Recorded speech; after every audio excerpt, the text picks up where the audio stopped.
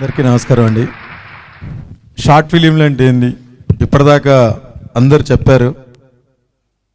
Short film అంటే చిన్నది, cinema అంటే పెద్దది అనుకోవడం నాకు అది కరెక్ట్ కాదు.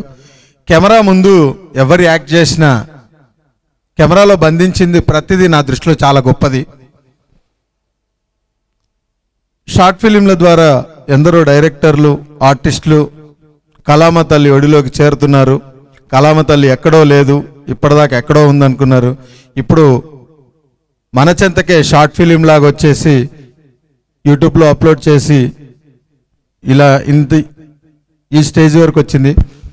మట్టిలో మాణిక్యాల్లాగా లోటాస్ యాజమాన్యం వాటిని గుర్తించి వాటికి అవార్డులు ఇవ్వడం నిజంగా చాలా ఆనందంగా ఉంది.